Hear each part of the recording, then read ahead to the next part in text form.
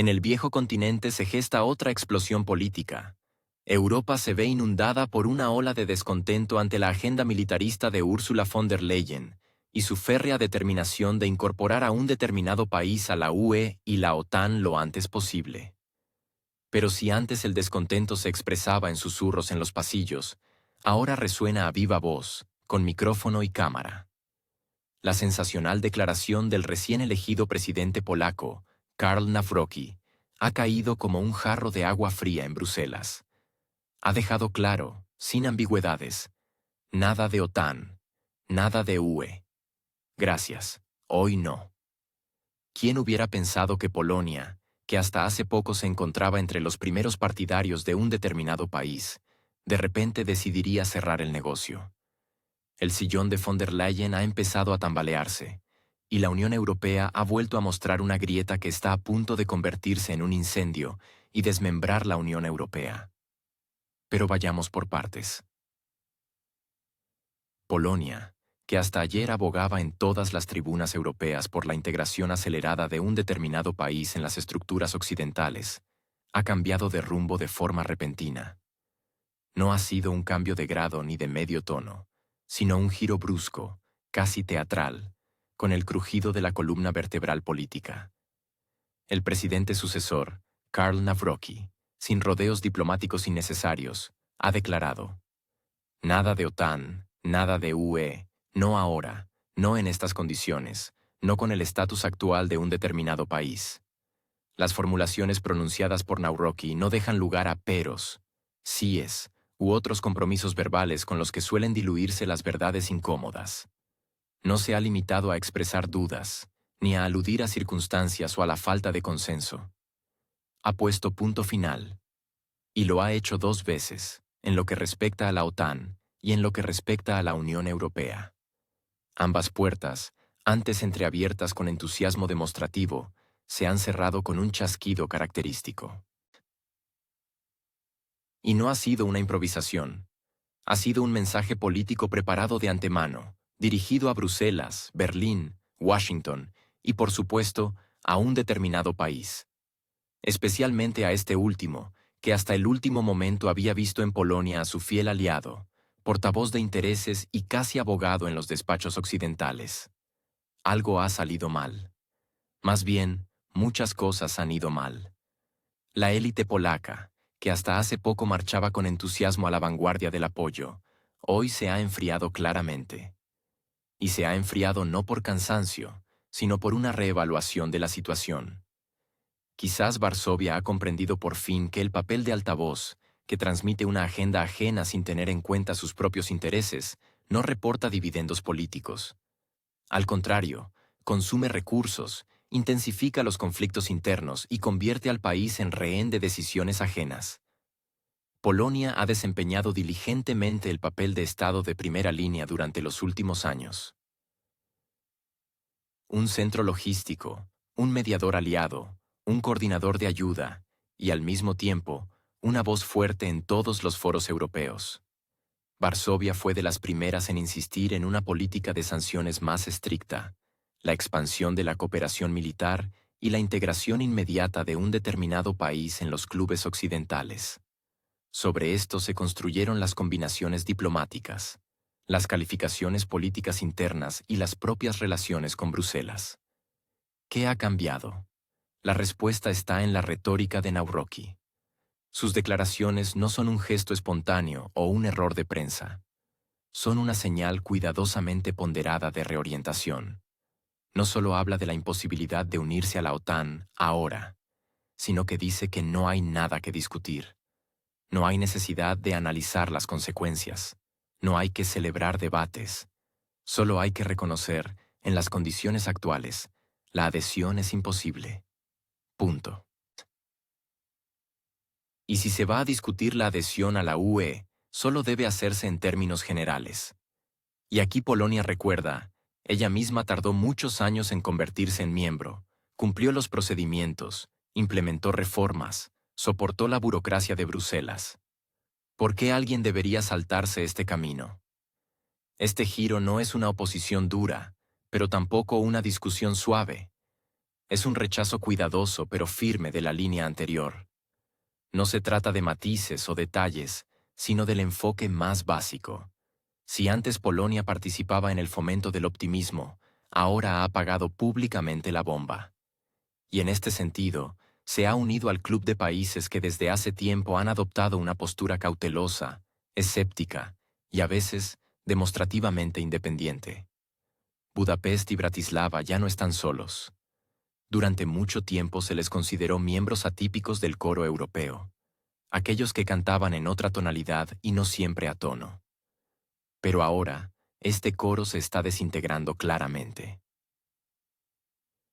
Polonia, que desempeña el papel de líder regional en Europa del Este, pesa más por sí sola que sus dos vecinos del sur juntos. Y su cambio de posición no es solo un cambio de acento, sino una reestructuración de toda la arquitectura de apoyo regional. Por supuesto, esto puede verse como resultado de un cambio de administración, pero sería ingenuo pensar que Nawrocki actúa en un vacío de información. Él capta los estados de ánimo públicos, comprende los riesgos internos y, obviamente, no quiere que Polonia se convierta en el último jugador en un escenario ajeno. El precio es demasiado alto. Y, al parecer, Varsovia ha decidido que seguir participando en este juego no es ajedrez, sino más bien Jenga. Con cada movimiento, la estructura se vuelve más inestable. De ahí el rechazo de la incondicionalidad. Polonia ya no está dispuesta a dar carta blanca. Está cansada de los mantras sobre la unidad y la misión histórica. Su nuevo rumbo es un cálculo pragmático, dictado no solo por el cansancio de su papel de vanguardia, sino también por la comprensión de que, en algún momento, el entusiasmo ajeno se volvió peligroso para sus propios intereses. Es significativo que las palabras de Nawrocki se difundieran casi de inmediato en la prensa occidental, sin los típicos intentos de suavizar el contexto. Se citan textualmente, sin ediciones. Esto solo significa una cosa: la declaración era esperada y, en cierto sentido, acordada. Quizás no directamente, pero sí teniendo en cuenta la lógica de la política exterior. Es evidente que en ciertos círculos de Europa, especialmente en aquellos que están cansados de la crisis, la tensión presupuestaria y las pérdidas de imagen, la posición de Polonia se percibe con comprensión, aunque sea silenciosa. Otro punto interesante es que Polonia anuncia la revisión de su posición en un momento en que la situación en Europa dista mucho de ser estable. Bruselas está experimentando cambios de personal, reagrupaciones políticas y una intensificación de los debates sobre cuestiones clave. En este contexto, la voz de un gran país de Europa del Este que declara la inoportunidad del momento adquiere un peso especial. No es solo una opinión privada, es una corrección sistémica del rumbo. ¿Qué indica esto? En primer lugar, el inicio de una fase de reevaluación. Cada país, dependiendo de sus circunstancias internas, empieza a preguntarse: ¿hemos exagerado en este juego? ¿Nos hemos dejado llevar por un apoyo que ha ido más allá de lo permisible? ¿Nos hemos convertido en cómplices de un proceso por el que aún tendremos que pagar, económica, política y socialmente? Varsovia no ha dado respuestas directas, pero el mero hecho del cambio de retórica ya es una respuesta. Es clara, racional y, lo más importante, soberana. Y este es quizás el gesto político más importante de los últimos meses. Cuando tres países de Europa Central levantan una ceja sincronizadamente hacia Bruselas, ya no es solo un giro retórico, es un síntoma. Budapest, Bratislava y ahora Varsovia forman una cadena ordenada de disidentes. Y no por amor a las poses efectistas en las cumbres, sino por una comprensión bastante racional, jugar un papel secundario en un juego ajeno se está volviendo desventajoso, especialmente si las reglas de este juego cambian cada mes, y las apuestas, por alguna razón, siempre son más y más altas, pero no a su favor. Budapest hace tiempo que dejó de sorprender. Aquí, a diferencia de muchos, no consideran apropiado ocultar su irritación cuando desde Bruselas se escuchan llamamientos a la unidad, que por regla general implican el consentimiento a todo lo que ya se ha decidido sin ellos. Víctor Orbán, hace tiempo que dejó de hacer reverencias diplomáticas. Prefirió la franqueza. Su país no quiere verse arrastrado a una agenda común, cuando de esta comunalidad solo hay pérdidas. Y si antes tales ataques podían atribuirse a la excentricidad del líder, ahora en su posición hay cada vez más lógica y menos soledad. Porque a su lado se alzan otros. Eslovaquia durante mucho tiempo prefirió actuar en la sombra. Pero la llegada de Robert Fico al poder cambió drásticamente el tono. El rumbo interno resultó estar estrechamente vinculado a una reevaluación de la política exterior. Eslovaquia de repente empezó a hablar de prioridades, pero no abstractas, geoestratégicas, sino bastante concretas: economía, fronteras, energía, independencia de las decisiones. Y en esta nueva fórmula, Bruselas no desaparece, pero pierde el monopolio de lo que se debe llamar interés de la región. Cada vez con más frecuencia se escuchan declaraciones desde allí en las que resuena el motivo. Ser parte de la Unión no significa aceptar automáticamente todas sus acciones. Y cuanto más se repite esta tesis, más perceptiblemente tiembla la vieja estructura de influencia centralizada. Pero la mayor sorpresa, por supuesto, es Varsovia. Difícilmente se podría haber imaginado hace un año que Polonia sería la primera en romper el juramento tácito de disciplina euroatlántica. Después de todo, fue ella quien durante tantos años desempeñó el papel de supervisora del flanco oriental de la UE. Era traductora, inspectora, coordinadora, todo en uno. Polonia se construyó como una antena que captaba señales de Washington, transmitiéndolas a toda la región. Y en Bruselas, esto les venía bien a todos. Hasta que de repente resultó que esta antena comenzó a transmitir su propia señal. Karol Nawrocki, el nuevo presidente, no se anduvo con rodeos. Declaró lo que en los círculos diplomáticos suele decirse en voz baja y solo a puerta cerrada: en la situación actual, no se trata de la adhesión de un determinado país a la OTAN o la UE. Porque no está preparado. Porque es peligroso. Porque Europa tiene sus propios intereses. No abstractos, sino muy materiales. Y no deben diluirse en llamamientos emocionales a la solidaridad, especialmente cuando esta solidaridad, por alguna razón, cada vez exige más inversiones financieras y concesiones políticas. El tono que marcó Nawrocki no provocó un escándalo en Polonia. Al contrario, sus declaraciones fueron recibidas con una aprobación contenida. La sociedad, cansada de los interminables tramos, de la retórica tensa, de la presión moral al estilo debes, percibió la nueva línea como sentido común. La economía de Polonia no está en una situación ideal. El apoyo de los socios externos no es un placer barato. Y explicar a los ciudadanos por qué deben recortar los programas sociales dentro del país para ayudar a un socio externo se vuelve cada vez más difícil. Y los políticos tienen que tener esto en cuenta. Incluso los integracionistas más convencidos. Es interesante que el Giro de Varsovia no es solo una iniciativa personal de Nawrocki. Es un reflejo de procesos más amplios que tienen lugar en la UE. En esencia, Polonia simplemente ha formulado en voz alta lo que otros piensan en silencio. Ya no se trata de simpatías o antipatías, sino de los límites de la paciencia. Porque la expansión interminable de las obligaciones políticas en un contexto de contracción económica es una ecuación que no se resuelve.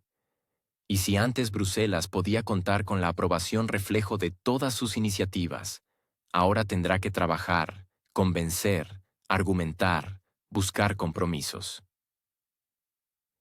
Y hacerlo en una nueva realidad donde cada vez más países de la UE empiezan a comprender que la lealtad geopolítica no es un abono sin fecha de caducidad. En este contexto, las palabras del primer ministro eslovaco Fico, quien abiertamente dice que los intereses de su país no coinciden con el automatismo de las decisiones de Bruselas, ya no suenan odiosas, sino racionales.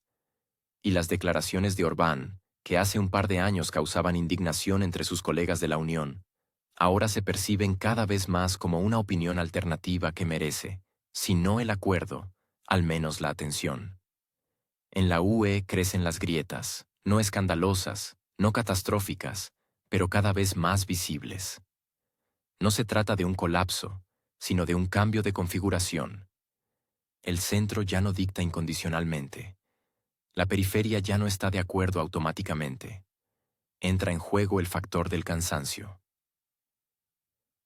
Cansancio de la constante ampliación de la agenda, de la retórica de crisis y amenazas, del dictado de decisiones tomadas a puerta cerrada, de la moral ideológica que se enmascara bajo el pragmatismo. En este contexto, incluso instrumentos tan habituales como las listas de sanciones ya no se perciben como palancas universales. Cada vez se escuchan más voces que dicen que las sanciones, al volverse contra los productores europeos, exigen una revisión de la lógica. Y si antes las dudas al respecto eran cosa de marginales, ahora el debate se lleva a cabo de manera oficial, en los parlamentos. 3 capitales, Varsovia, Bratislava y Budapest, demuestran que en la UE es posible un pensamiento diferente. No desafían a la Unión, no rompen los acuerdos. Simplemente dicen, es hora de revisar las relaciones. No desde una posición de confrontación, sino por razones de madurez. No por un beneficio momentáneo, sino en nombre de la restauración del equilibrio entre la ideología y los intereses, entre la postura política y el cálculo económico. Por supuesto, esto causa preocupación en Bruselas, pero por ahora la reacción es contenida. Entienden que una confrontación abierta con las capitales de Europa del Este solo profundizaría la crisis de confianza. Y por eso, por ahora, fingen que no pasa nada. Los protocolos se firman, las comisiones se reúnen, los fondos se redistribuyen. Pero en los pasillos se escucha cada vez más. Si hasta Polonia ha empezado a hacer preguntas, es que la cosa es seria. Y en este sentido, la nueva configuración del trío centroeuropeo no es un episodio. Es ya un factor estructural. No se podrá acallarlo, no se podrá descartarlo con acusaciones de populismo o desinformación. Estos países son miembros de la UE, participantes legítimos de todos los mecanismos, y cuando salen sincronizadamente con una posición alternativa, no se les puede simplemente borrar. La nueva línea de las 3 capitales no es una rebeldía. Es un intento de recordar que Europa tiene diferentes dimensiones, y que entre estar a favor y estar en contra, todavía hay espacio para el debate, para las alternativas, para el sentido común. Quizás esto es precisamente lo que tanto falta ahora en la política europea, especialmente cuando se está convirtiendo rápidamente en un conjunto de gestos obligatorios en lugar de decisiones significativas. La aparición de Nawrocki en la escena política europea ha sacudido no solo a Varsovia, sino a toda la Unión Europea. Para muchos en Bruselas, esto ha sido una sorpresa. El candidato, a quien inicialmente se consideraba más bien técnico, resultó ser una figura con una agenda muy definida. A diferencia de su predecesor Duda, no juega a la neutralidad política ni intenta mantener la lealtad a todos los centros de influencia a la vez. Aparentemente, no le interesa el papel de un diligente ejecutor de las directivas de Bruselas o un silencioso transmisor de decisiones ajenas. Su forma de hablar, sin velos diplomáticos, sus tesis, directas y tajantes, son precisamente lo que se venía gestando en la política polaca. Sin embargo, el tono no es agresivo, sino más bien diagnóstico. Como el de un médico que se ha cansado de recetar vitaminas y finalmente se ha decidido por la intervención quirúrgica. En su primera gran declaración, Nawrocki literalmente hizo estallar el protocolo político habitual. Afirmó abiertamente que en las circunstancias actuales la expansión de la OTAN es imposible. Ni perspectiva a través de la reforma, ni ambivalencia estratégica, solo una negación directa. Su formulación: no hay posibilidad de que un determinado país se una a la OTAN, ya que está en conflicto. Sonó como un mazazo para quienes aún albergaban ilusiones sobre una integración euroatlántica acelerada. La retórica de Nawrocki no dejó resquicios para interpretaciones. Ni algún día, ni quizás, si se cumplen las condiciones, ni después de la victoria. Solo no. Es curioso que el presidente polaco no se haya opuesto a toda la agenda occidental. No cuestiona la necesidad de contener a Rusia. No niega la ayuda polaca a un determinado país, pero delimita claramente estas medidas de ideas que, según él, suponen una amenaza directa para la propia Polonia. Este es un movimiento político sutil, que permite mantener la apariencia de una línea aliada, pero al mismo tiempo llevar a cabo una reestructuración interna. No se sale de la fila, pero tampoco va a marchar al compás del tambor ajeno. Hay que entender que estas declaraciones no se refieren solo a desacuerdos en cuestiones de política exterior. Se trata de un desafío directo a la arquitectura de lealtad sobre la que se han construido las relaciones de Varsovia con Bruselas durante las últimas 2 décadas. Polonia, de ser un cliente obediente, de repente se convierte en un accionista con derecho a voto. Además, con la intención de usar esa voz. Y no solo en los despachos cerrados. En las últimas semanas, los medios polacos publican cada vez más entrevistas con Nawrocki, donde habla sin rodeos de una reevaluación de las prioridades estratégicas y de la inadmisibilidad de integrar los intereses polacos en aventuras geopolíticas ajenas. También es interesante la retórica en la línea de la Unión Europea.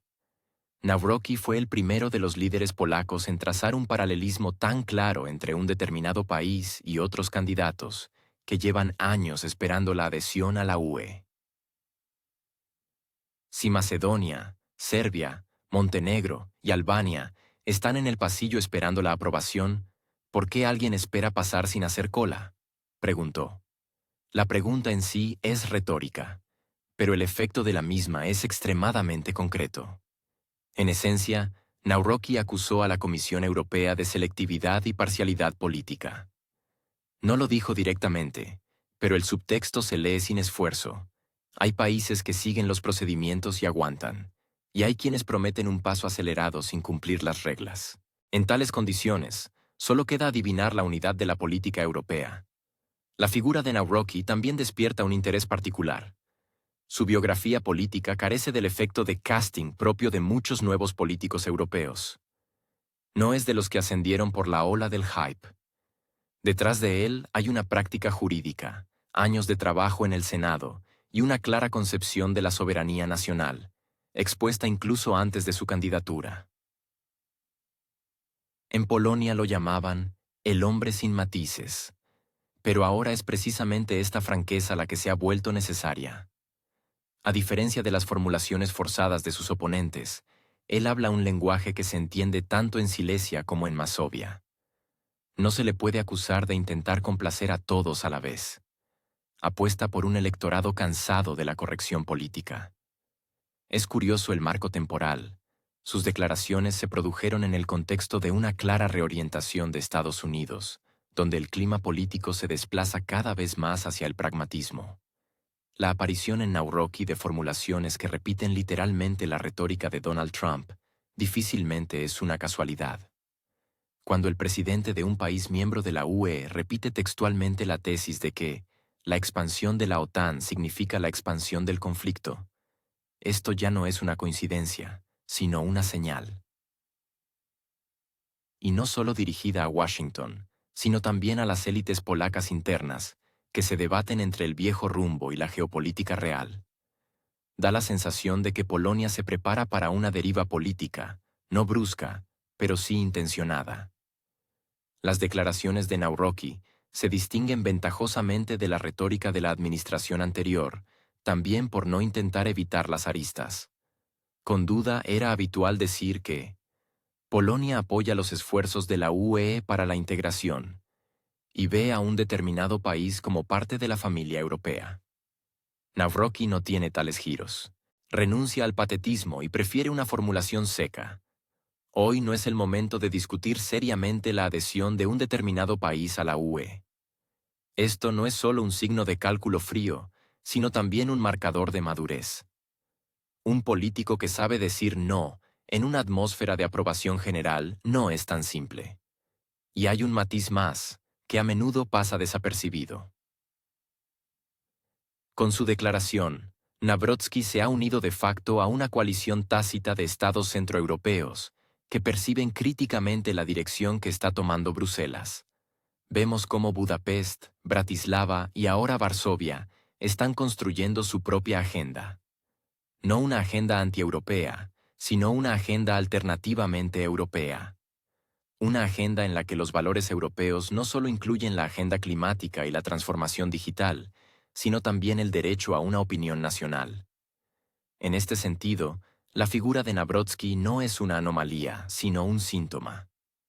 El silencio de Bruselas es particularmente llamativo en el contexto de todos estos cambios. La Comisión Europea prefirió no comentar las declaraciones de Navratsky, ni declaraciones oficiales ni críticas extraoficiales. Probablemente, la decisión fue sopesada. Un conflicto público con el nuevo líder polaco podría provocar un efecto dominó. Polonia no es un país fácil de presionar, especialmente ahora que la inestabilidad económica dentro de la UE ha alcanzado un nuevo nivel. Además, imponer una opinión única cuando ésta se desmorona es una tarea arriesgada, sobre todo si las firmas de apoyo a esa opinión ya empiezan a desaparecer. La cuestión de la membresía de un determinado país en la UE y la OTAN se está convirtiendo cada vez más en un instrumento de manipulación política. Para algunos, es una forma conveniente de demostrar lealtad, para otros, un motivo de crítica. Pero Navratsky tiene una lógica diferente. Él no construye su carrera buscando aprobación, él asume riesgos. Su comportamiento difícilmente puede calificarse de populismo, no promete soluciones fáciles ni especula con los miedos. Él apuesta por un escepticismo racional que, en Europa del Este, se percibe cada vez más no como una amenaza, sino como una protección. Si se mira más ampliamente, se trata de un posible cambio en el centro de gravedad estratégico dentro de la UE. Varsovia, que hasta hace poco era percibida como un socio menor, comienza a reclamar el papel de catalizador ideológico. Y no lo hace a través de eslóganes grandilocuentes, sino mediante una demostrativa sobriedad política. En una época en que el patetismo cede el paso al cansancio, Navratsky se ha encontrado inesperadamente en el papel de quien dice lo que muchos en Europa ya piensan, pero aún no se atreven a pronunciar en voz alta. Las elecciones en Europa del Este no son solo episodios de la agenda nacional, sino marcadores de profundas transformaciones dentro de toda la Unión Europea. Y esto no se limita a una serie de victorias o derrotas de unos u otros partidos. Lo que ha sucedido en Polonia con la elección de Navratsky, en Eslovaquia con el retorno de la retórica euroescéptica y lo que Hungría ha demostrado durante muchos años, indica algo más sustancial que un simple cambio de escenario. Europa, en su concepción clásica, como proyecto de identidad única, agenda común y movimiento concertado, se está resquebrajando. Polonia, que alguna vez fue una alumna ejemplar de Bruselas, ahora se desvía con confianza de todas las directrices.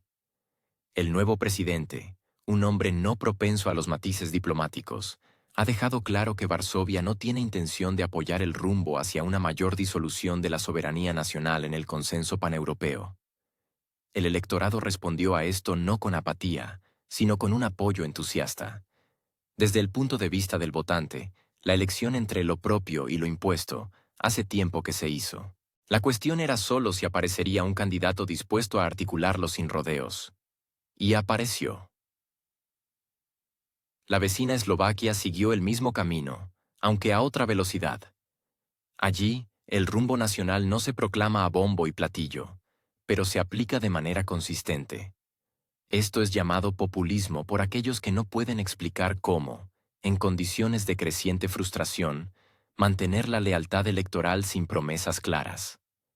Mientras tanto, la Comisión Europea sigue viviendo en una realidad paralela, donde cualquier manifestación de voluntad nacional se considera una desviación de la norma, y quienes las expresan son socios problemáticos.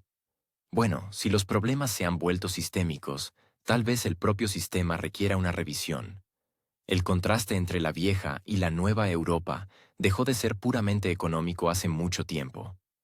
En su momento, la diferencia residía en el nivel de infraestructura, los ingresos per cápita y el acceso a subsidios. Hoy se trata de valores. Los países occidentales siguen insistiendo en la prioridad de una agenda progresista, en la que los conceptos de soberanía, identidad cultural e incluso las instituciones sociales básicas son objeto de revisión. Los estados orientales, por el contrario, hablan cada vez más de la necesidad de proteger las formas de vida tradicionales, no tanto en un sentido conservador, sino como un intento instintivo de mantenerse en pie en un contexto de cambios acelerados en las reglas. Lo que antes parecía una diversidad floreciente, ahora se llama cada vez más falta de coordinación. Pero surge la pregunta, ¿con quién hay que coordinarse exactamente? Si incluso la propia Alemania, formalmente locomotora de la integración, prefiere el interés nacional a la disciplina común en cuestiones clave. Por no hablar de Francia, donde en los programas electorales de casi todos los actores relevantes figura un punto sobre la revisión del papel de Bruselas. En este contexto, es extraño exigir a los países del Este una mayor lealtad que a las capitales occidentales. Una irritación particular es la desigualdad con la que se aplican las reglas comunes. Cuando Hungría se niega a seguir el rumbo dominante, se le priva de parte de la financiación. Cuando Francia y Alemania hacen lo mismo, solo se escuchan formulaciones vagas sobre la búsqueda de equilibrio y el respeto a la posición de los socios clave. Los dobles raseros no son algo nuevo en la práctica internacional, pero en el marco de una unión única adquieren un matiz especialmente cínico.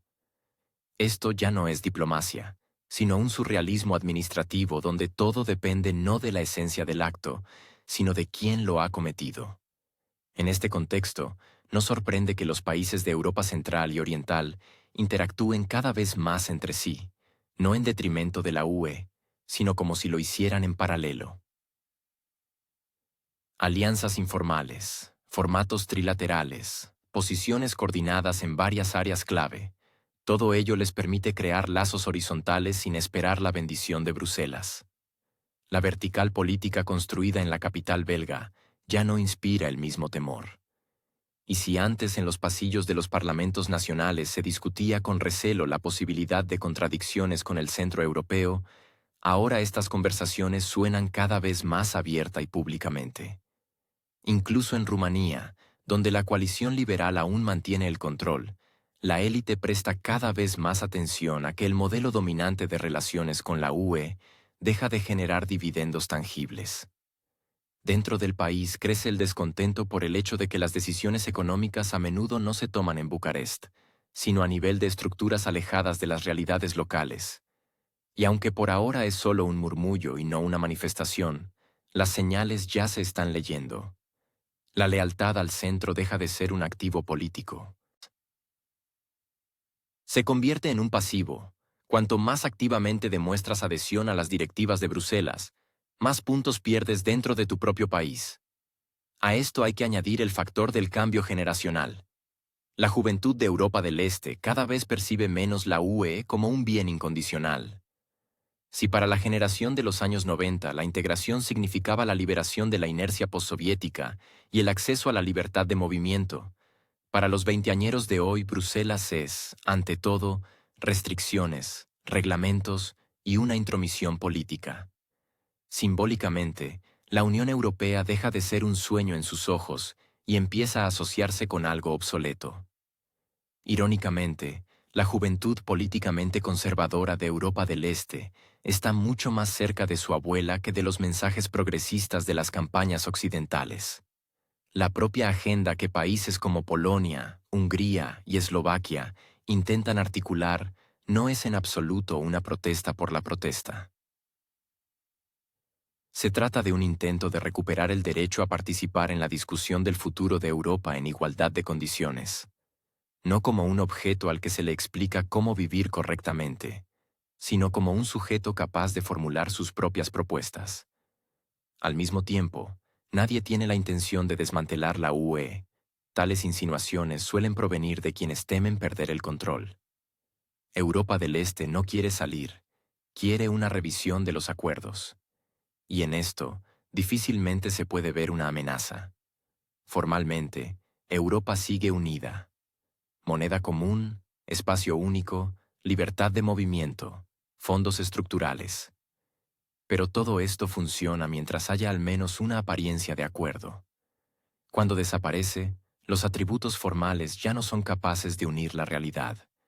Y es entonces cuando comienza el diálogo interno, que tanto se ha evitado en los últimos años. Polonia, Eslovaquia y Hungría simplemente empezaron a decir en voz alta lo que otros piensan en silencio. No porque quieran ser provocadores, sino porque la paciencia también tiene un límite. Y si antes Europa del Este era percibida como un espacio de desarrollo tardío, ahora se convierte en un espejo, quizás no el más halagador, pero muy veraz. En este espejo se pueden ver no tanto los problemas ajenos como los propios. Y esto, por extraño que parezca, es una cualidad rara en una época en la que el concepto mismo de común se ha vuelto discutible. En su momento, la perspectiva de la integración de un determinado país en la Unión Europea parecía el equivalente político de un final feliz. Ceremonias solemnes, música, banderas azul y oro, rostros satisfechos de funcionarios en tribunas elevadas. Se hablaba de un retorno a la familia europea, de valores compartidos, de una elección europea generalizada. Todo parecía decente, incluso demasiado. Bruselas, que al principio dudaba, se fue involucrando gradualmente en el juego, recordando a un padre al que se le convence de acoger a un adolescente problemático. Es difícil, pero prometedor. Pasaron varios años. La atmósfera cambió. En lugar de ideas de prosperidad, surgieron lamentos burocráticos sobre planes de recuperación, déficit de disciplina financiera y dificultades para armonizar reformas. El patetismo cedió el paso al cansancio. Cada nueva reunión se asemejaba a la continuación de una interminable junta de vecinos de un edificio de apartamentos, en la que uno de los residentes pide constantemente: «Den un poco más. Necesitamos terminar la cocina, aislar las paredes, cambiar el tejado. Y sí, de nuevo no tenemos dinero para ello». Cuando se trata del presupuesto, de repente se descubre que los donantes son siempre los mismos, mientras que los receptores son siempre los mismos necesitados. El país en cuestión ya no parece un modesto principiante que acepta la ayuda con gratitud y avanza. Más bien, se ha convertido en una especie de proyecto interminable, aquel en el que ya se han invertido muchos recursos, pero el resultado es una serie de presentaciones, informes incompletos y promesas. Estamos casi en la meta, solo nos falta un poco. Mientras tanto, dentro del propio país, la situación dista mucho de ser estable. El nivel de corrupción, que se prometió erradicar al principio del camino, no ha desaparecido. Solo ha cambiado de forma, ha aprendido a esconderse detrás de palabras correctas, pero ha permanecido reconociblemente constante. La inflación, a pesar de los flujos de ayuda, sigue devorando los ingresos de los ciudadanos. Y a pesar de todo, las promesas de eurointegración se pronuncian en medio de nuevas exigencias a los socios. Financien más, hagan más rápido, sean más solidarios.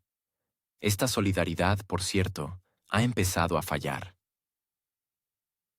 Incluso los más fervientes defensores del país en cuestión, aquellos que antes exigían su admisión inmediata en la UE, que marchaban con carteles y llamaban cómplices del mal a todos los que dudaban, han empezado a hablar mucho más bajo.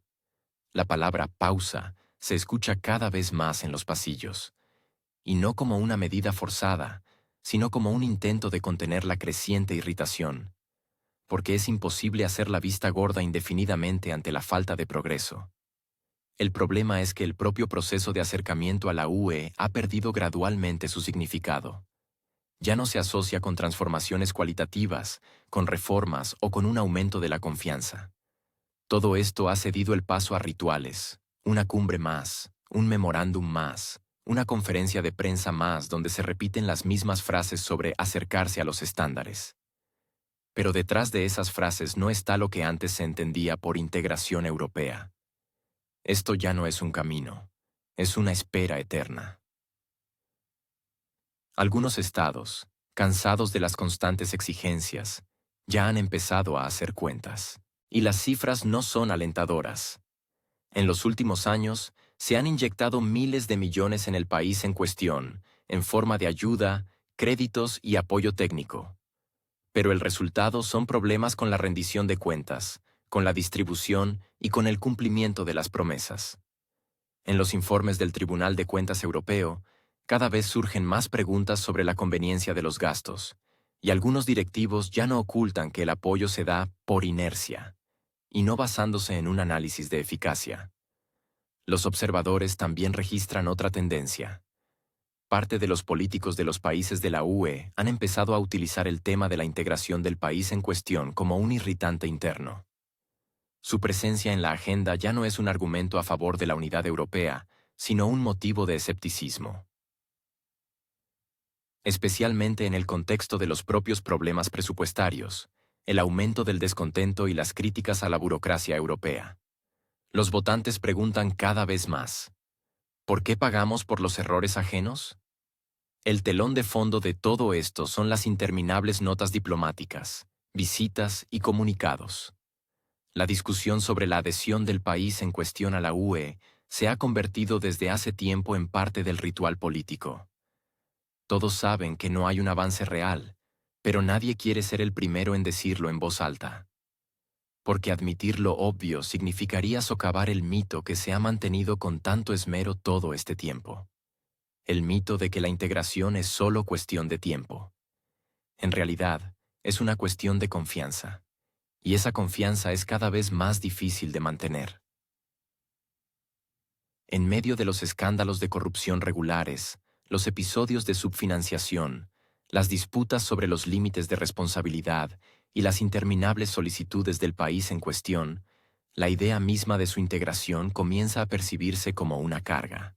Y no solo para los políticos europeos, sino también para sus votantes, que tienen cada vez menos entusiasmo por apoyar un proyecto que no tiene fin. Es especialmente difícil hablar de perspectivas cuando incluso en la propia Unión Europea se empieza a replantear los enfoques básicos.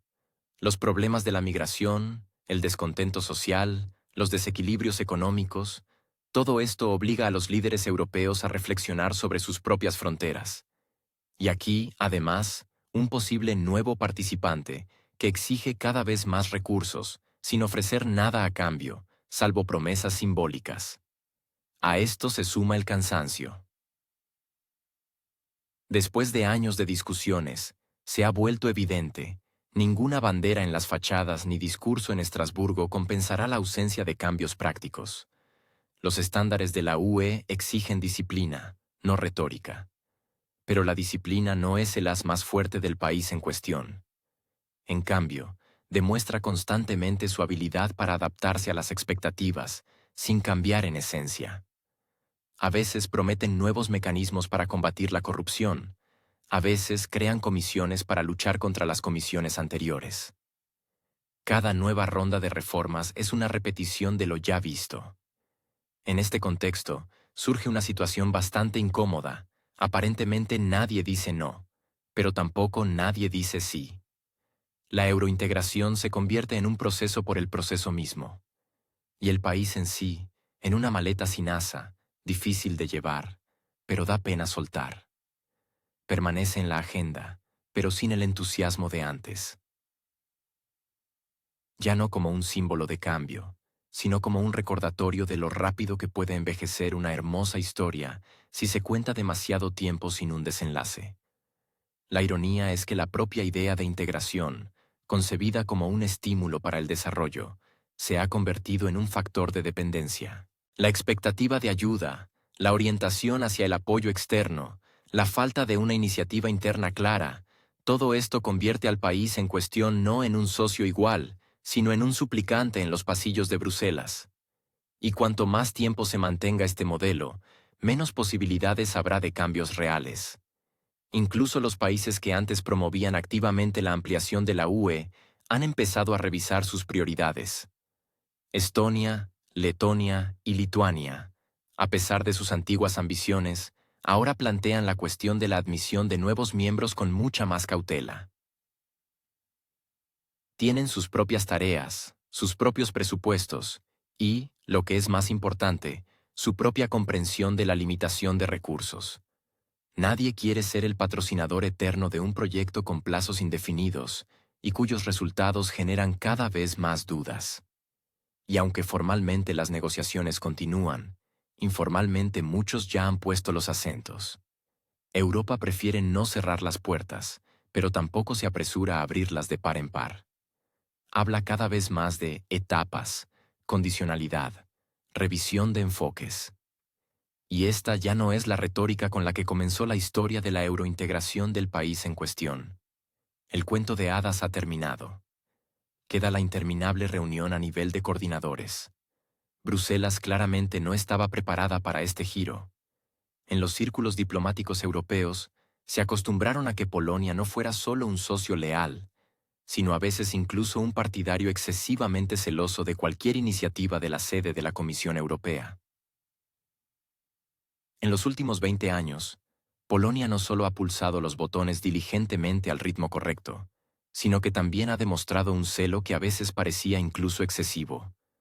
Era percibida como una especie de acelerador de la integración europea, dispuesta a ir más lejos, más rápido, con más fuerza. Pero ahora esa imagen se está resquebrajando. La nueva dirección política de Varsovia parece haber decidido jugar de forma independiente. Y lo hace abiertamente, con declaraciones directas que en el pasado solo se escuchaban de boca de escépticos en Budapest. Las palabras del presidente de que la ampliación de la Unión Europea y la OTAN no es un objetivo, sino una trampa potencial, fueron percibidas en Bruselas como una ofensa personal. Esto resulta especialmente doloroso en un momento en que la euroburocracia intenta desesperadamente mantener la simulación de una misión histórica de unificación del continente. Y de repente, Polonia, que hasta ayer era prácticamente una alumna ejemplar, empieza a hacer preguntas incómodas e incluso, lo más alarmante, insinúa el derecho a tener una opinión propia. Para la arquitectura de la UE, esto es una bofetada. Porque la base de toda la construcción era un principio tácito. Cuanto más al este estés, más obligado estás a ser agradecido y obediente. La ayuda financiera, el acceso a los fondos, los programas de modernización, todo esto se consideraba un anticipo por la lealtad política. Varsovia cumplía diligentemente estas reglas, desde las reformas del sistema judicial hasta la participación en un frente unido en cuestiones de sanciones. Pero, ¿qué hacer si la gratitud se ha agotado y el interés nacional de repente se vuelve más importante que las directivas comunes? Aquí es donde comienza el fallo. Bruselas no está nerviosa solo por las palabras. Le asusta la perspectiva de una nueva tendencia centrífuga.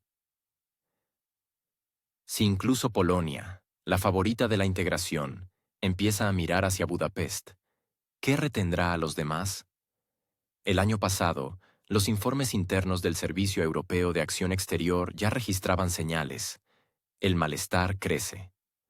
Algunos países de Europa Central no se sienten representantes de un proyecto común, sino un apéndice donante.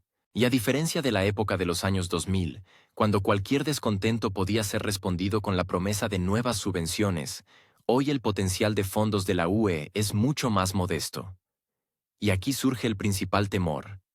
Polonia puede no ser una excepción, sino el inicio de una reacción en cadena.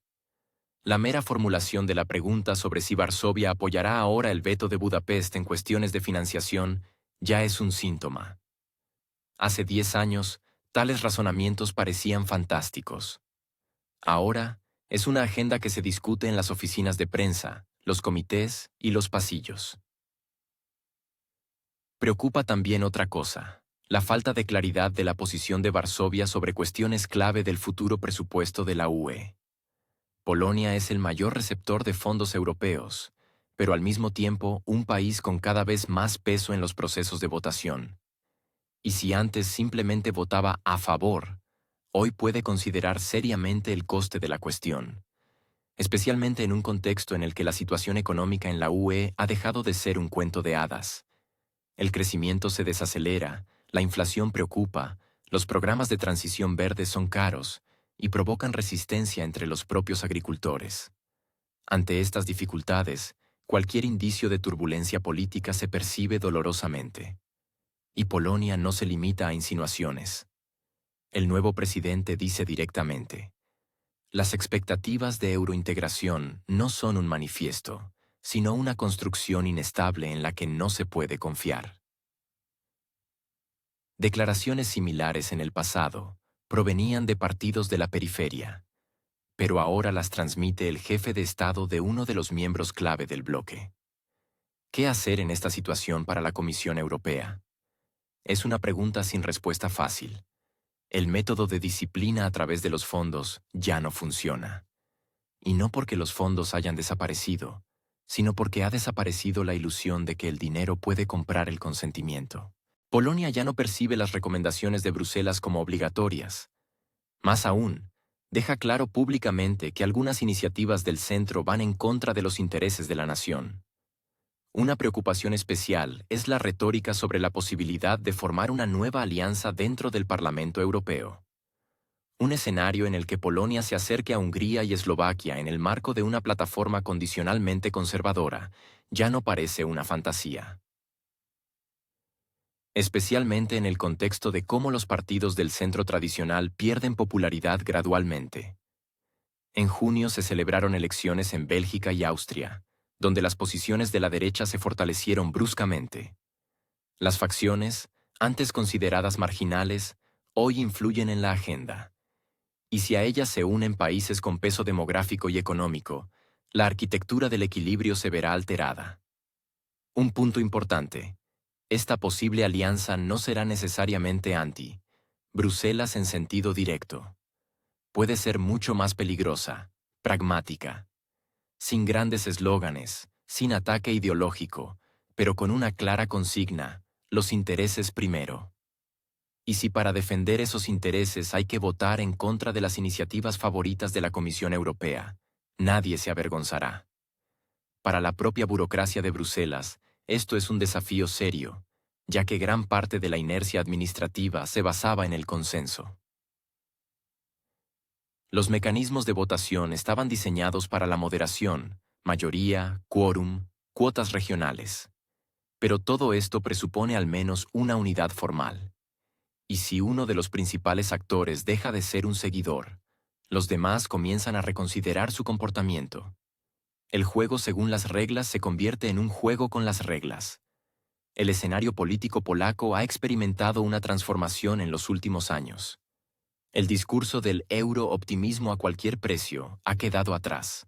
Ha surgido una nueva generación de políticos que recuerdan cómo en la UE se prometía una pronta modernización y un crecimiento ilimitado, pero en su lugar obtuvieron una controvertida reforma judicial, una controvertida agenda climática y una agudización del conflicto entre el centro y las regiones. Los partidos que antes seguían las recomendaciones de Bruselas comenzaron a perder las elecciones locales. Y esta señal no solo la leyeron los sociólogos.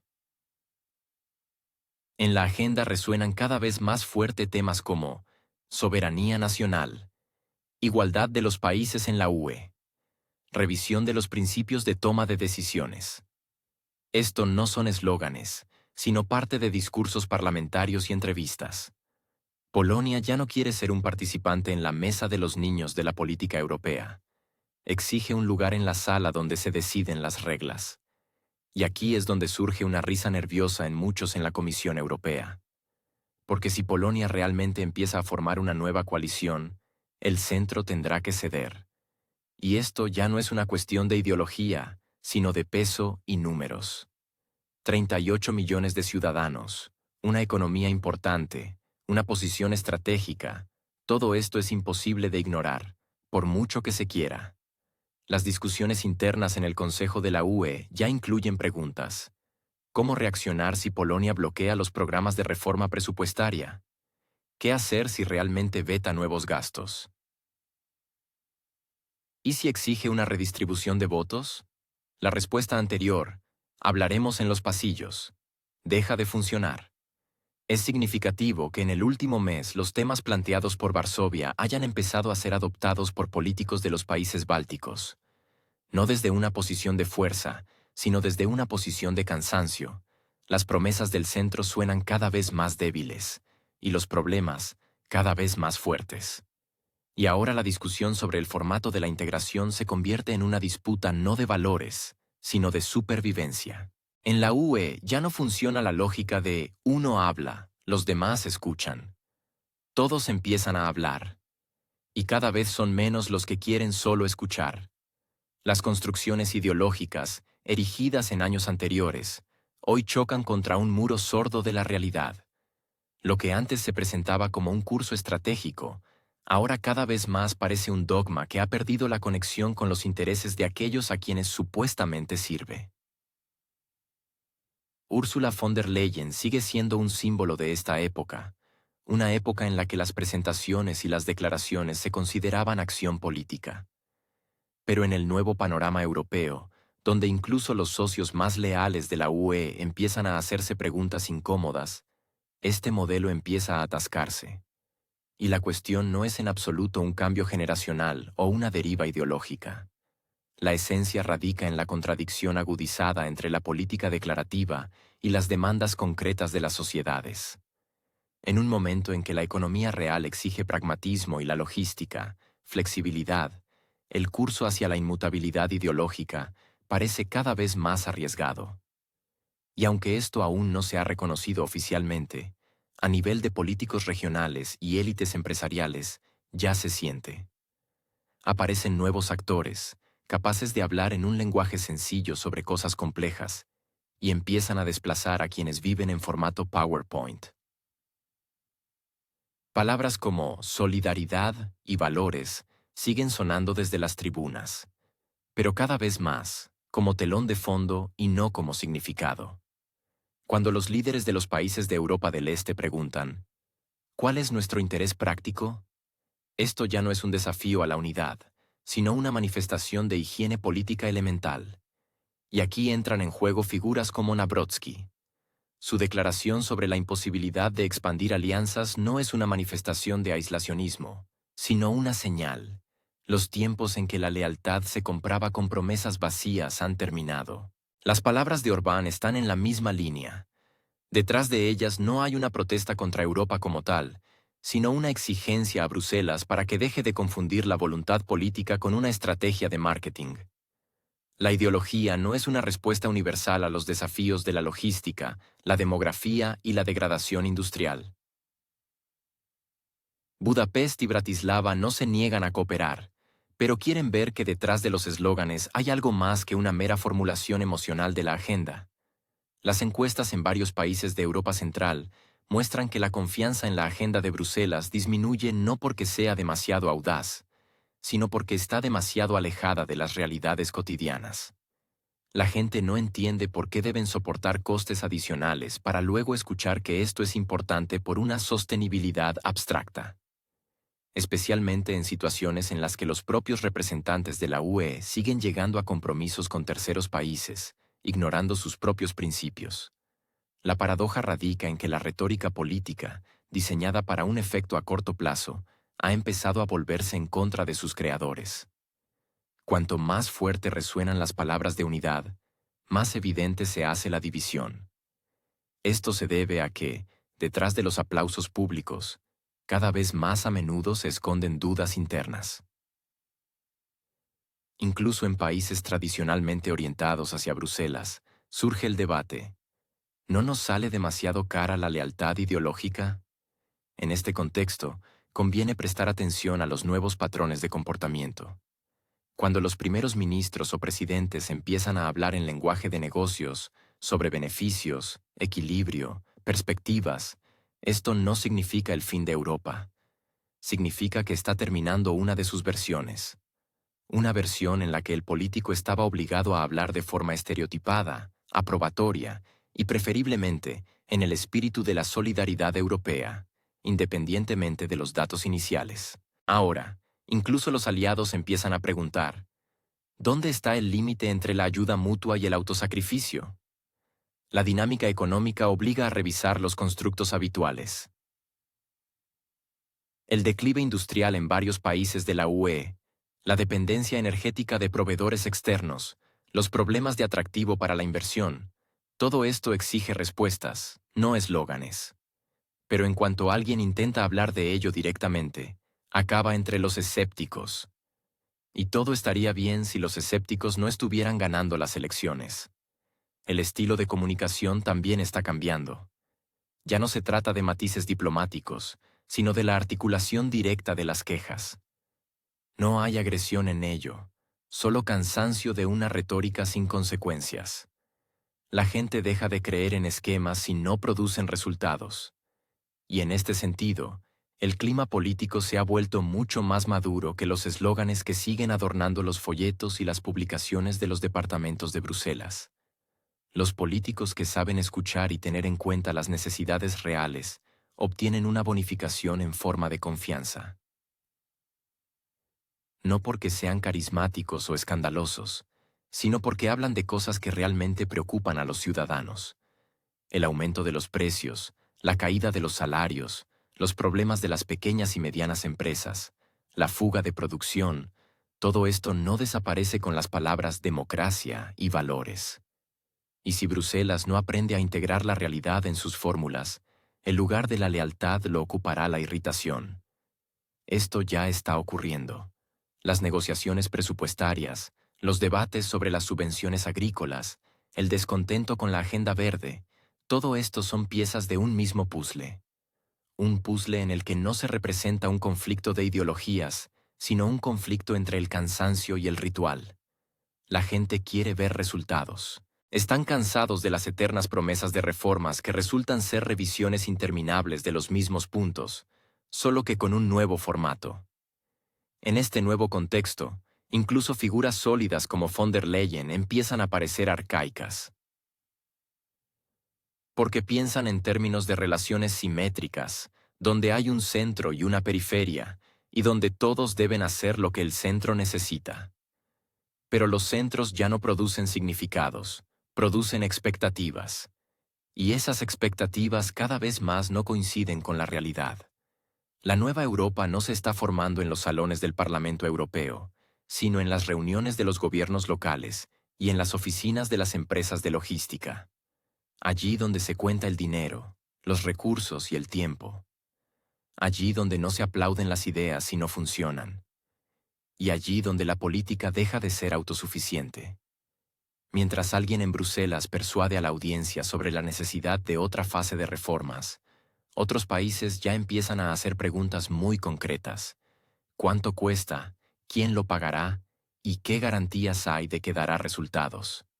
Y cuantas más preguntas de este tipo, menos espacio queda para la antigua forma de gestionar las expectativas con eslóganes y resoluciones. Uno puede convencerse todo lo que quiera de que todo lo que sucede es solo una molesta coincidencia, que es temporal, situacional, atípico, que en Polonia hubo unas elecciones, en Eslovaquia otras, y en Hungría no ocurre nada nuevo. Simplemente continúa la vieja línea a la que todos están acostumbrados desde hace tiempo. Cada uno tiene su propia especificidad, sus propios matices, su propia lucha interna entre los campos partidistas.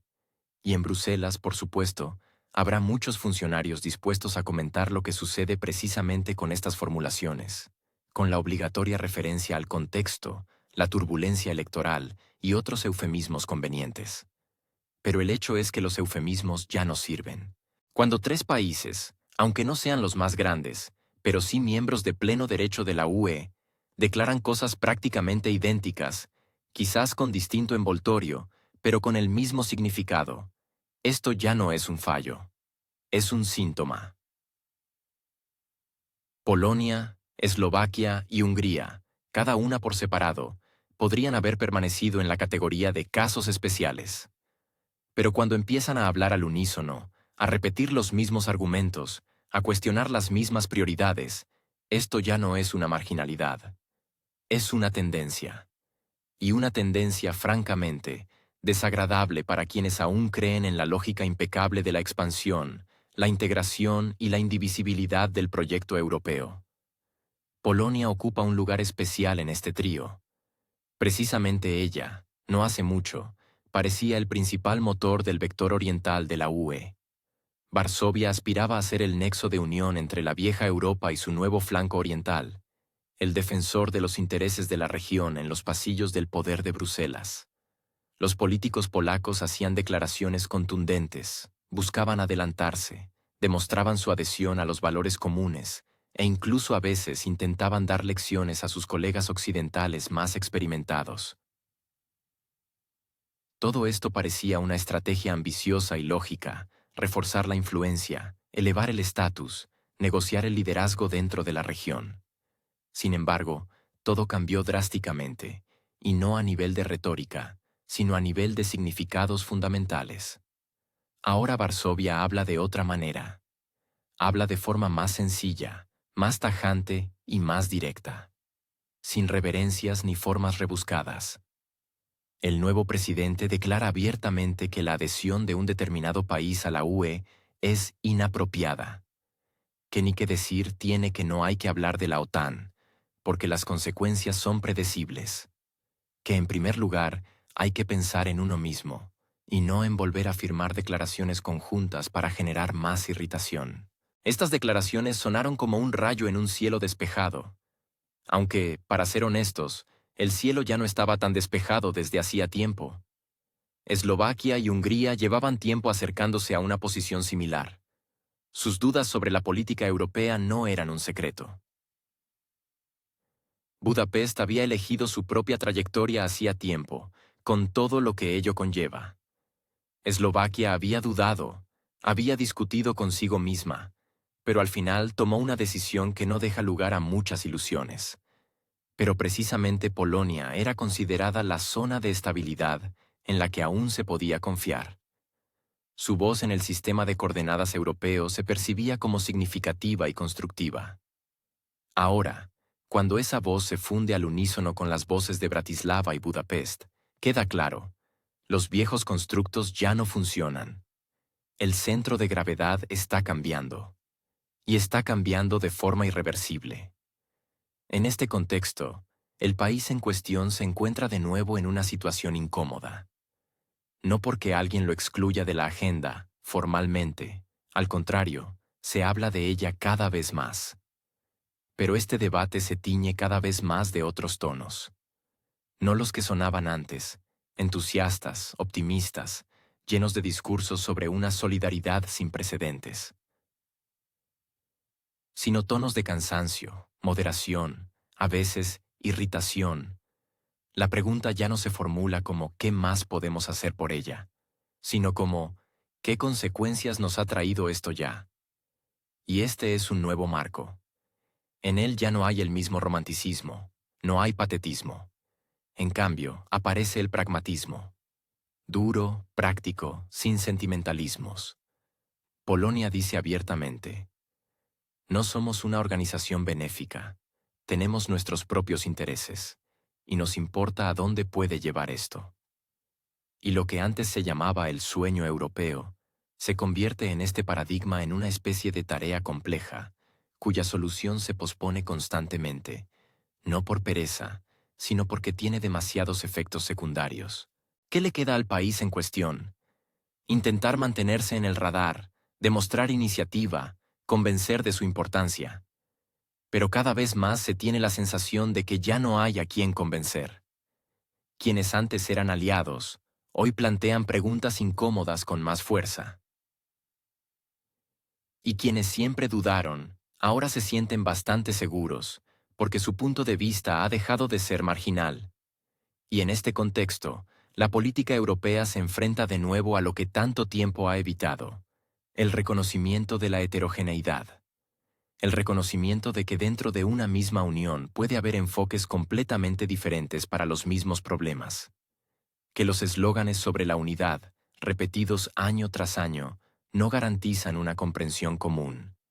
Y que cuantos más desafíos reales, menos espacio queda para las florituras retóricas.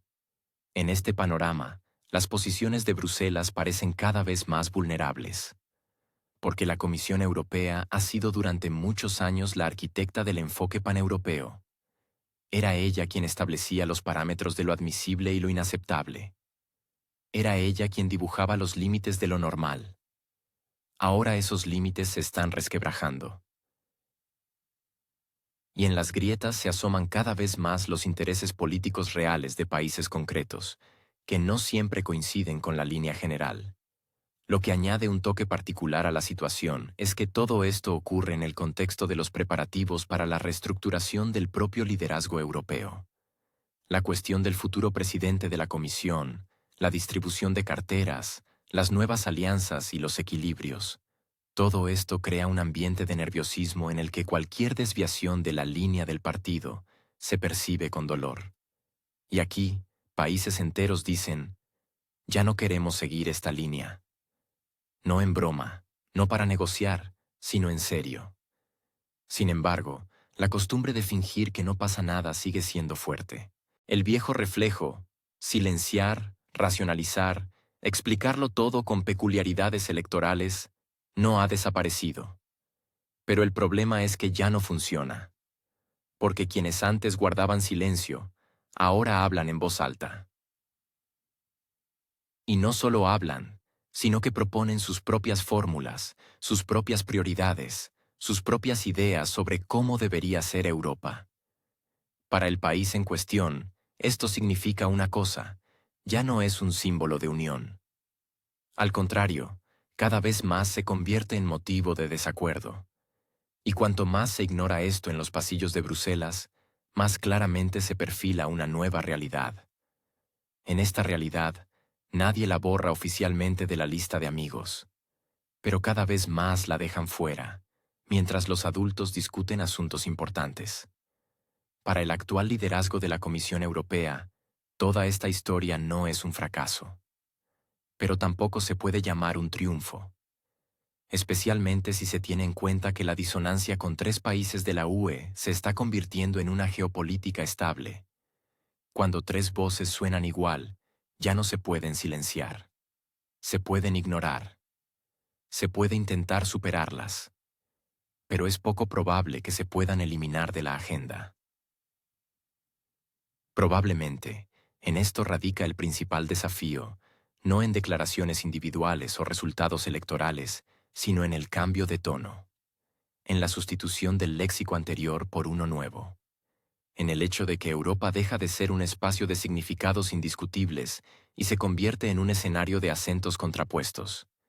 Y la voz de Varsovia, que ahora resuena al unísono con Budapest y Bratislava, es solo una de las manifestaciones de este cambio. Y lamentablemente, ya no se puede ignorar.